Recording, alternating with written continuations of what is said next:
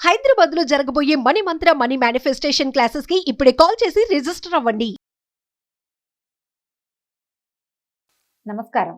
విష్ణు పురాణం 5వ భాగంలోకి వచ్చాం.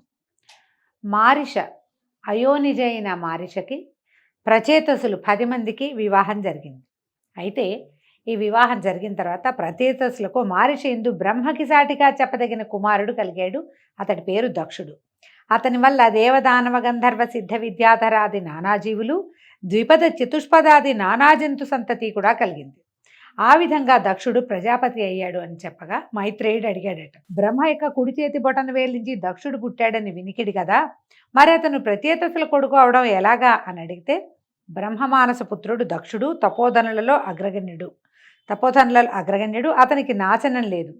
సృష్టికై ప్రతి మన్వంతరమందు యుగానికి ఒక ప్రజాపతి దక్షనామధేయంతో పుట్టి సృష్టికర్తగా ఉంటాడు.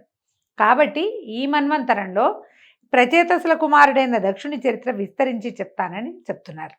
ప్రచేతస పుత్రుడైనటువంటి దక్షుడు చాలా కాలం శ్రీహరిని ధ్యానిస్తూ అసాధారణమైన తపస్సు చేసి ఆ దేవుని వల్ల చరాచరభూత సృష్టికి కర్తగా వరం పొంది బ్రహ్మ అనుమతితో ఖేచర భూచరాదిభూత సృష్టి మానసికంగా చేశాడు. మనసులో అనుకున్నాడట, కానీ అది పెరగల. అప్పుడు భార్యా సంబంధం లేక సృష్టి పెంపు జరగదని ఊహించి వరుణపుత్రి అయిన అసిక్నిని పెండ్లాడి హర్యశ్వులు అనే కొడుకులను పెక్కుమందిని కన్నాడు. వారిని సృష్టి కార్యానికి నియోగించాడు. ఆ దశలో వారి పనికి విఘ్నం కలిగించాలని వారి వద్దకు వచ్చి వాళ్ళ దగ్గరికి వెళ్ళాడట, కుమారుల దగ్గరికి. ఏమయ్యా అవివేకం, దేశము కాలము పరిస్థితి తెలియక ఒక మూల కూర్చుని ఏం చేస్తారు, సృష్టికి వెళ్ళండి అని తన దారిన తను వెళ్ళిపోయాడట. అంటే ఈ వచ్చింది ఎవరు, నారదుడు వచ్చి వీళ్ళకి అడ్డం పడ్డాడనమాట. ఈ నారదుడి మాట విని వాళ్ళు నలుదిక్కులా చెదిరిపోయారు. సముద్రంలో కలిసిపోయిన నదుల్లాగా తిరిగి మళ్ళీ రాలేదట. అప్పుడు దక్షుడు మళ్ళీ వైతరిణి యందు కుమారులను కని వారికి శబళాశ్వులు అని పేరు పెట్టి సృష్టి కార్యానికి నియమిస్తే మళ్ళీ మునుపట్లాగానే నారదుడు వచ్చి వాళ్ళకి ఏమేమో చెప్పి వెళ్ళిపోయాడు. వాళ్ళు కూడా నారదుడి మాట విని అన్నల్లాగానే చెదిరిపోయారు. ఎక్కడికి పోయారో చెప్పశక్యం కాదట. అందరు కొడుకులు పోయి తిరిగి రాకపోవడంతో ఆ తండ్రికి విచారం కలిగి ఇక చాలా దుఃఖంతో కోపించి తిట్టి మళ్ళీ వైతరిణి యందు 60 మంది కుమార్తెలని కన్నాడట. వారిలో 10 మందిని ధర్ముడు, 13 కశ్యపుడు, 27 చంద్రుడు, 4 అరిష్టనేమి, 2 బహుపుత్రుడు, 2 అంగిరసుడు, 2 కృతాసుడు పరిగ్రహించారు. ఎంతమందిని చెప్పారో చూడండి. ధర్ముని వంశమునందు పుట్టిన వాళ్లలో విశ్వకర్మ శిల్ప విద్యాపారంగతుడు. అప్పటికప్పుడు వివిధ రకాల దివ్యభవన నిర్మాణం చేసే దివ్యశిల్పిగా ప్రసిద్ధుడయ్యాడు. ఆ విశ్వకర్మ కొడుకే త్వష్టకు యొక్క కుమారుడు తపోధనుడు విశ్వరూపుడు. అతని సుతులు 11 రుద్రులు అని చెప్తున్నారు. ఇక కశ్యప ప్రజాపతి సంతానం చూడండి. అదితికి శుక్రుడు చక్రధరుడు పుట్టాడు. చాక్షుష మన్వంతరం యందు దేవగణాలలో ముఖ్యులు 12 ప్రసిద్ధులైన వారు పుట్టారు. వాళ్ళు వైవస్వత మన్వంతరంలో ఆర్యముడు, ధాత, త్యష్ట, పూషుడు, రవి, వివస్వంతుడు, సవిత, మిత్రుడు, వరుణుడు, అంశుడు, భగుడు, తేజుడు అని 12 ఉద్భవించారట. బహుపుత్రునకు 14 మంది మనువులు పుట్టారు.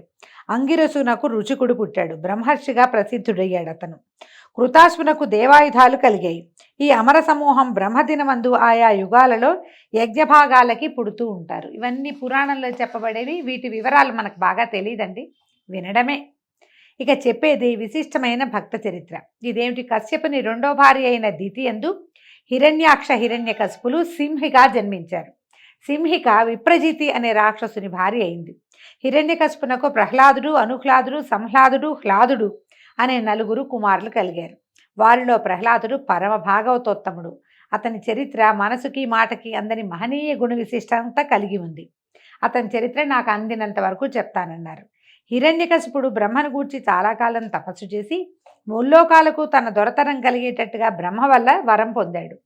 సకలలోక భీకరంగా పరిపాలన సాగిస్తూ యజ్ఞభాగాలన్నీ తానే పుచ్చుకునేవాడు. దాంతో దేవతలు సుఖస్థితి గతి లేకుండా అయ్యారు.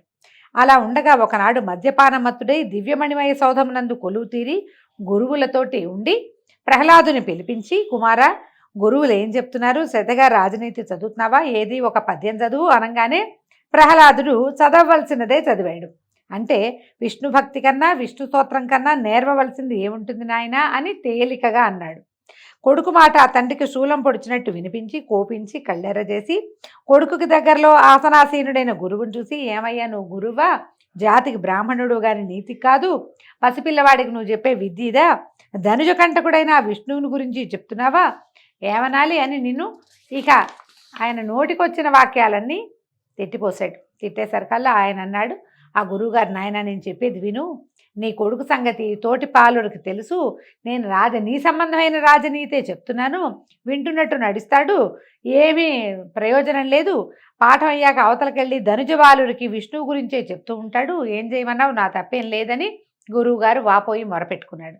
హిరణ్యకశిపుడు కుమారుని అదిలించి, ఇదిగో ఈనాటి నుంచి గురువు చెప్పింది బుద్ధిగా నేర్చుకో, ఇంకా విష్ణువు అవి మా పేరెత్తదు, మన వంశానికి విరోధి అయిన ఆ విష్ణు ఘోష నీకు తగదు, మన ఇంటా వంట లేని బుద్ధి ఇది మంచిది కాదు, విష్ణువు నాకంటే గొప్పవాడు ఎందుకయ్యాడు, ఎక్కడో దాక్కుంటున్నాడు, ఈ ముల్లోకాలకి అధిపతిని నేను, నా పేరే జపం చేయాలని గట్టిగా బుద్ధి చెప్పి కుమారుణ్ణి గురువుతో పంపాడు. ఇంటికి వెళ్ళాక తర్వాత గురువు బుజ్జగించి ప్రహ్లాదుడికి, నాయన మీ నాన్న బ్రహ్మ గురించి తపస్సు చేసి ముల్లోకాలకి ప్రభువుగా వరం పొందాడు, విష్ణువు పేరెత్తితే ఒప్పుకోడయ్యా, కాబట్టి నీతి శాస్త్రం చదువుకో, విష్ణునామం వద్దు నీకు, శాస్త్రం చదువుకోమంటే ప్రహ్లాదుడు అన్నాడు, మా నాన్నకి పుట్టిన వెరితనమే మీకు కూడా అబ్బినట్టుంది, సకల లోకాధిపతి విష్ణువుని కాదని ఇంకొకడని చెప్పడం అజ్ఞానం కాదా?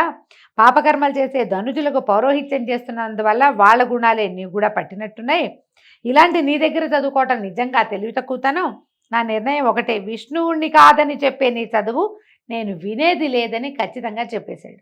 ఈ మాట విన్న గురువు నోరుగా మెదపలేకపోయాడు. అయితే ఇంకా కొంతకాలం అయిన తర్వాత హిరణ్యకశిపుడు ఒకనాడు వినోదం చిత్తగిస్తూ కొడుకుని రప్పించి, శ్రద్ధగా శాస్త్రం చదువుతున్నావా, ఏవి 4 సూత్రాలు చెప్పు అని అడిగాడు. అడిగేసరికల్లా ఈ అబ్బాయి ఏమన్నాడు, మళ్ళీ ప్రహ్లాదుడు, శ్రీరమణీ మనోహరుడు సర్వలోక విఖ్యాత చరిత్రుడు పద్మనేత్రుడైన విష్ణుదేవుణ్ణి భజించిన ధన్యుడను, నాకు ఈ నీతులు గీతులు ఎందుకు తండ్రి అన్నాడు. అనేసరికి హిరణ్యకశిపుడు కోపంతో పళ్ళు పటపటా కోరికి నిప్పులు రువ్వే చూపులతో కొడుకుని చూసి, దురాత్మ, వంశానికి ముప్పు తెచ్చే దుర్మార్గుడు అయ్యావు, ధనుజాతికి మారకుడైన వారిని భజిస్తున్నావా? ఇతను పూర్వం ఈ విష్ణువు మొత్తం పాల సముద్రంలో నుంచి వచ్చిన ప్రతి వస్తువుని దేవతలకి అప్పచెప్పాడే కానీ ఒక్క వస్తువుని రాక్షసులకి దక్కనివ్వలేదు. దుర్మార్గుడు, ధనుజకంటకుడు, రాక్షస జాతికి అంకుశం లాంటివాడు, అతనిని నువ్వు పూజించడానికి వీల్లేదు, నేను నిన్ను చంపేదే ఖాయం, నిన్ను ప్రాణాలతో ఉంచేది లేదు, నువ్వు భజించే ఆ ధనుజ వైరి నిన్ను ఎలా కాపాడతాడో చూస్తానని తాళ్లతో కట్టి ఏనుగులతో తొక్కించి శూలాలతో పొడిపించి విషాన్నం పెట్టించి అగ్నికి ఆహుతి చేయడానికి ప్రయత్నించి ఎన్నో మారణ ప్రయత్నాలు చేశాడు. ప్రహ్లాదుడు మరింత తేజస్సును పొందాడు కానీ క్షీణించలేదు. అయితే ఈ హిరణ్యకశిపుడు ఏం చేయాలో తెలియక కుమారుడి వైపు చూస్తూ ఉండిపోయాడు. మళ్ళీ పిల్లవాడిని గురుకులానికి పంపించారు. కొన్నాళ్ళు గడిచాయి. మళ్ళా కొంతకాలం అయ్యాక ఈయన హిరణ్యకశిపుడు పిల్లాడిని పిలిచాడు. ఏమైనా చదువుకుంటున్నావా, కులోచిత విద్య నేర్చుకుంటున్నావంటే, నా బుద్ధి ఆ విష్ణుదేవుని భజనకే లొంగి ఉన్నది, అంకితం అయిపోయింది, లౌకికమైన కుల విద్య నాకు అబ్బదు, అది నాకు వద్దని హిరణ్యకశిపుడు చెప్పేసరికల్లా నిన్ను ఇంకా తుదముట్టించాల్సిందేనని తాళ్లతో కట్టి సముద్రంలో పడేసి పైన ఒక కొండని పడేయండి అని చెప్పాడట. వాళ్ళు ప్రహ్లాదుని తీసుకుని వెళ్ళి తాళ్లతో కట్టేశారు, సముద్రంలో పడేశారు. ఒక పెద్ద కొండరాయినైతే ఆ పిల్లాడి నెత్తి మీద విసిరేశారు. ప్రహ్లాదుడు చలించల, నారాయణ నామస్మరణే చేసుకుంటూ శ్రీహరిని తన హృదయ పద్మంలో ధ్యానముద్రతో ప్రతిష్ఠించి స్తుతిస్తూ హాయిగా ఉన్నాడట. గట్టున ఉన్న రాక్షస భటులు వింతగా చూస్తూ ఉండగా సముద్రం అలలతో పొంగి కొండను పక్కకు తొలగించి ప్రహ్లాదుని అలనలన గట్టుకు చేర్చేసింది. రాక్షసులు ఆశ్చర్యపోయారట. సర్వశక్తి సంపన్నుడైన శ్రీహరి సంరక్షుడై ఉన్న భక్తునకు కొండలు బండలు ప్రమాదకరాలు అవుతాయా? అవ్వవు. చంపడానికి నుంచిన రాక్షస భటులు కూడా బెదిరి కొంత దూరాన ఉన్న చెట్ల కిందకి పారిపోయారు. ఆ సమయంలో గట్టున ఉన్న ప్రహ్లాదునకు శ్రీహరి అభయహస్తంతో ప్రత్యక్షమయ్యాడు. దేవుణ్ణి చూసినటువంటి ప్రహ్లాదుడు పరమానంద భరితుడై అనేక విధాలుగా భగవంతుని స్తుతించాడట. ఆ స్తుతి విన్న హరి ప్రహ్లాదుని ఒంటిని నిమిరి, నాయన, నువ్వు బాల్యంలో ఉన్నవాడివైనా కూడా నీ తండ్రి చేసిన దారుణ కర్మకి బెదరకుండా మనసా నన్ను వదలక భక్తియుక్తుడివై ప్రవర్తిస్తున్నావు, నువ్వు కోరిన వరం ఇస్తాను అడగమంటే, అప్పుడు ఈయనేమన్నాడు, ఏ జన్మలోనూ నీ పాదభక్తి వదలని మనస్సు కలవాడనే ఉండేలాగా అనుగ్రహించు తండ్రి నన్ను అని అడిగాడట. ప్రహ్లాద, నీకు మరి జన్మ లేదు, నీ ఈ ప్రవర్తన విష్ణు భక్తులకు మేల్బంతి అయింది, ముక్తి నీ చేతి బంతి, పాపం నీ చుట్టుపక్కలకి చేరదు. కాబట్టి నా యందు నీ భక్తి గురించి అలా ఉండని ఇంకో వరం కోరుకోమన్నాడు. కోరుకోమంటే ఇప్పుడు ప్రహ్లాదుడు అడిగాడట, నా తండ్రి అహంకారంతో నిన్ను ద్వేషించి నన్ను హింసించాడు. నా ప్రార్థన మన్నించి అతని చెడుదనాన్ని పోగొట్టి పుణ్యాత్ముని చేయవలసిందిగా నా కోరిక. అంటే సరే, నీ తండ్రి పుణ్యమార్గం చేరే మార్గం నేను చూస్తాను. ఇంకో వరం అడుగంటే నేను సంసారినైనా పురుషార్థాలు 4టిని ధర్మ ప్రవృత్తితో నీ భక్తి చేయూతగా సాధించేవాడిని అయ్యేటట్టుగా వరం అనుగ్రహించమని ప్రహ్లాదుడు కోరుకున్నాడట. తథాస్తు అని ఆశీర్వదించి విష్ణుమూర్తి ప్రత్యక్షమై అదృశ్యుడైపోయాడు. ప్రహ్లాదుడు చిట్టి నడకలతోటి నగరంలోకి ప్రవేశించి తండ్రి దగ్గరికి వెళ్ళి నుంచున్నాడు. హరివరం వల్ల మునుపటి ద్వేషం పోయి సత్వగుణం కలిగిన వాడయి కొడుకును కౌగిలించుకుని, నాయన ఎంతో చాలా సంతోషం, నా వల్ల పడరాని పాటలు పడినా శ్రీహరిదేవల క్షేమంగా ఉన్నావు, ఇది నా భాగ్యమని కొడుకుని లాలనగా ఓదార్చి ఆనందంగా ఉంటూ చిరకాలం రాజ్యం పాలించి తుదకు విరక్తి కలిగి శరీర త్యాగం సామాన్యంగా అవ్వదు, ఆ విష్ణువు వల్లనే అవ్వాలని మళ్ళీ రాజసమూర్తి అయి విష్ణుని ద్వేషించడం ప్రారంభించాడు. కొంచెం కథ ఒక్క వాక్యం కొత్తగా ఉంది చూడండి. తర్వాత ఏమైంది, ఒకనాడు నిండు సభలో లోకభీకరమైన అట్టహాసము ఒకంతసేపటికి స్తంభం విరిగింది. దానిలోంచి నరసింహమూర్తి ఆవిర్భవించి హిరణ్యకశిపుని సంహరించి ప్రహ్లాదుని రాజాభిషిక్తుని చేశాడు. భాగవతంలో కథ ఎట్లా కనపడుతుంది, తండ్రి బెదిరిస్తే ఎక్కడైనా భగవంతుడు ఉంటాడని ఈ స్తంభంలో కూడా ఉండగలడని ప్రహ్లాదుడు చెప్పేసరికి ఆ స్తంభం హిరణ్యకశిపుడు విరగొడితే అందులోంచి నరసింహమూర్తి ఆవిర్భవించాడని చెప్తారు. ఈ విష్ణు పురాణంలో కొంచెం భేదంతో పాఠభేదంతో ఇలా కథ చెప్పబడుతోందన్నమాట. తర్వాత హిరణ్యకశిపుడు నరసింహమూర్తి చేతిలోనే మరణించాడన్నది మాత్రం ధృవమే ఇందులో కూడా.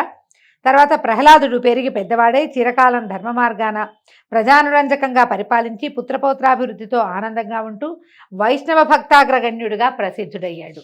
అయితే పౌర్ణమి, అష్టమి, ద్వాదశి, అమావాస్య ఈ 4 తిథులలో ప్రహ్లాద చరిత్ర చదివేవారికి, వినేవారికి, వినిపించేవారికి కూడా అభీష్ట సిద్ధి, గోదాన భూదాన ఫలితము కలుగుతుంది అని చెప్పి ఈ రకంగా ప్రహ్లాద చరిత్రని మైత్రేయుడికి తెలియజేశాడు పరాశరుడు.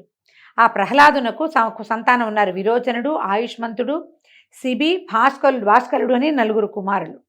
విరోచనుని కుమారుడు బలి. బలికి బాణాసురుడు మొదలైనటువంటి 100 కుమారులు ఉన్నారట. ప్రహ్లాదని వంశమునందు పుట్టిన వారే నివాత కవచులు అనేవాళ్ళు 3 కోట్ల మంది ఈయన వంశంలోనే జన్మించారట. హిరణ్యాక్షునకు జర్ఝరి, శకుని, భూత సంతాపనుడు, మహానాగుడు, మహాభాగుడు, కాలనాభుడు అని 6 కొడుకులు. కశ్యపుని 3వ భార్య అయిన ధనువుకి 13 కొడుకులు పుట్టారట. వాళ్లలో పెద్దవాడైన వైశ్వానరునకు కాళిక, పౌలోమ అనే 2 కుమార్తెలు ఉన్నారట. వాళ్ళు మరీచికి భార్యలయ్యారట. ఆ 2 సంతతే కాలకేయులు, పౌలోములు అని 60,000 మంది. మనం కాలకేయ పేరు విన్నాం కదా, ఇవి పురాణాంతర్గతమైన పేర్లేనండి. వీళ్ళు ఎవరికి పుట్టారు, కాళిక అనే ఆవిడికి వైశ్వానరుడైన ఆయనకి కలిగిన సంతానమట. అయితే వీళ్ళు రాక్షస సంతతిగానే మనకి కనపడతారు, ధనువు యొక్క సంతానంగా కనిపిస్తారు. ధనువు సంతతిలో వాడే అయినటువంటి విప్రచిత్తికి సింహిక యందు త్రియంశుడు, శల్యుడు, నభండు, వాతాపి, ఇల్వలుడు, నముచి, ఖస్యముడు, అంధకుడు, నరకుడు, కాలనాభుడు, స్వర్భానుడు, వక్రయోధి అనేవాళ్ళు పుట్టారు. ఇల్వలుడు, వాతాపి 2 పేర్లు వింటాం. అగస్త్య మహర్షికి జీర్ణం వాతాపి జీర్ణం అని చేశాడని ఆ కథలో వాళ్ళిద్దరూ ఈ విప్రచిత్తికి సింహికా గర్భ సంభూతులుగా జన్మించారు. వాళ్ళు తార అనే దానికి శుకి, శేని, భాసి, సుగ్రీవి, శుచి, గృధ అని 6 కలిగారట. ఈ 6లో శుకికి శుకాలు అంటే చిలకలు, శేనికి శేన కపోతాలు, శేనం అంటే డేగ, కపోతం అంటే కపావురము, శుచికి జలపక్షులు, ఈ బాతులు లాంటివి నీటిలో తిరిగే పక్షులట. తర్వాత సుగ్రీవికి అశ్వ, ఉష్ట్ర, గార్ధపాలు. అశ్వం అంటే గుర్రము, ఉష్ట్రం అంటే ఒంట, గార్ధమం అంటే గాడిదలు కలిగాయి. అంటే ఈ వీళ్ళకి మానవ సంతతికే వీళ్ళల్లో కొన్ని వరప్రభావం వల్ల జంతుజాలం కూడా, పక్షులు అవన్నీ కూడా వీళ్ళకే కలిగినాయి అన్నమాట. వినతకు అనూరుడు, గరుడు పుట్టారు. గరుడు సర్పాసనుడు, విష్ణువుకి వాహనమయ్యాడు. అనూరుడు సూర్యుడికి రథసారథిగా మారాడు. సురసకు 1000 లెక్కను విషపూర్ణములైన సర్పాలు పుట్టాయి. కద్రువకు శేష, వాసుకి, కాలనాభ, శంఖ, పద్మ, మహాభోగ, శంభ తక్షకాదులు 1000 మంది నాగరాజులు పుట్టారు. వీళ్ళందరూ గరుక్మంతుడికి వసులయ్యారు. క్రోధవశ అనే దానికి క్రోధమూర్తులు, పెద్ద పెద్ద కోరలు కలిగినటువంటి క్రూర జంతుజాలాలు పుట్టాయి. సురభికి గోవులు, మహిషాలు పుట్టాయి. ఇలకు యక్షరాక్షసులు పుట్టారు. మునికి అప్సరోగుణ గణాలు జన్మించాయి. అరిష్ట సంతతి గంధర్వులు. కశ్యప వంశం ఇలాగా అనేక సహస్ర సంఖ్యను పుత్రపౌత్రాభివృద్ధి కలదై స్థావర జంగమ రూపాలతో లోకములందు నిండి ఉన్నది. ఇదంతా స్వారోతిష మన్వంతరమునందు శ్రీనాథుని రాజసగుణ కల్పితమైనటువంటి సృష్టి. అదితినందనుడైన ఇంద్రుని వజ్రాయుధమునకు దైత్యదానవ సమూహం బలికాగా దితి దుఃఖిస్తూ కశ్యపుణ్ణి చాలా కాలం సంతతి కోర్కెతోటి నిరంతరం సేవించింది. అది వైవస్వత మన్వంతరం. ఆమె సేవకు మెచ్చినటువంటి కశ్యపుడు ఏమి నీ కోరిక అని అడిగితే ఇంద్రుణ్ణి చంపి శచితో సహా దేవరాజ్యాన్ని ఏలే కొడుకుని ప్రసాదించు నాథ అని అడిగిందట. అడిగితే శుచిగా ఉంటూ నియమంగా వ్రతం చేస్తూ ఉండు, నీ కోరిక కలిగిన ఎట్లాంటి కోరిక ఉందో అటువంటి కుమారుడు కలుగుతాడని చెప్పింది. అశుచిగా ప్రవర్తిస్తే గర్భం నశిస్తుందని కశ్యపుడు పుత్రదానం చేసి వెళ్ళిపోయాడు. ఈ దితి సకల విధ నియమాలు పాటించి ప్రవర్తిస్తే గర్భవతి అయింది. ఇంద్రుడికి దితి కోరిక తెలిసి కపటపు భక్తితోటి సవతి తల్లికి సేవ చేస్తూ ఉండేవాడు. అమ్మ నువ్వు గర్భాల సత్తతో ఉన్నావు, నీకు నేను సేవ చేస్తానని చెప్పి ఆమె దగ్గరే ఉండేవాడు. ఒకనాడు ఏం చేసిందట ఈ దితి, ఒకనాడు భోజనం చేసి పాద ప్రక్షాళన చేయక లోపలికి వచ్చి గర్భాలసతతోటి, అంటే కడుపుతో ఉంది, బరువుగా ఉంది మనిషి, ఓపిక లేదు ఆవిడికి, జుట్టు విరబోసుకొని పాన్పు మీద వాలి నిద్రాముద్రిత అయింది. అయితే చూడండి 2 దోషాలు. భోజనం చేశాక కాళ్ళు కడుక్కోకపోతే దోషం, మంచిది కాదు. జుట్టు విరబోసుకొని పడుకోవడం ఇప్పుడు సహజంగా అందరూ చేసే పనిది, కానీ ఈ పని చేస్తే తప్పనమాట. ఇదే సమయమని ఇంద్రుడు ఏం చేశాడట, సూక్ష్మ రూపంలో దితి గర్భంలోకి ప్రవేశించి లోపలున్న గర్భస్థ శిశువు కెవ్వమని ఏడ్చిందట. ఏడిస్తే మారోదీహి మారుద అంటే ఏడవద్దు, ఏడవకండి అని చెప్పి వజ్రంతో ఆ శిశువుని 7 ఖండాలుగా నరికి వాటిని మళ్ళీ 49 తునియలుగా చేసి బయలుపడి చడి చప్పుడు లేకుండా వెళ్ళిపోయారు. వెళ్ళిపోయేసరికల్లా ఈ 49 ఖండాలు 49 రూపాలు ధరించి ఏం చేశారట, ఈ స్రావం అయింది, వీళ్ళు సంతానంగా రూపొందితే ఆవిడ ఆ పిల్లలందరినీ ఇంద్రుడి వెనకాల ఉండండి, వాడి వల్లే మీరు ఇలా అయ్యారు కాబట్టి అని వదిలిపెట్టేసిందట. వాళ్ళు ఇంద్రుడికి తోడుగా అయ్యారు. వీళ్ళు ఆమె ఇంద్రుణ్ణి సంహరించాలన్న కోరికతోటి సంతానాన్ని పొందినప్పటికీ ఇంద్రుని వల్ల వేర్వేరు జీవితాలు పొందటం వల్ల ఇంద్రునికి సహాయకులుగా మరుత్తులుగా మారారట. ఆయనతో పాటే ఉండిపోయి మరుద్గణాలుగా ప్రసిద్ధి పొందారట. మునుపు పృథువును పరిపాలకుడుగా బ్రహ్మ నియమించిన తర్వాత ఆయా శాఖలకి అధిపతులుగా కొంతమందిని నిర్ణయించాడు. ఎవరెవరిని ఏ ఏ గణాలకి అధిపతులుగా బ్రహ్మచేత నియమించబడ్డారో ఆ విషయాన్ని రేపు ఉదయం తెలుసుకుందామండి. అంతవరకు సెలవు, నమస్కారం.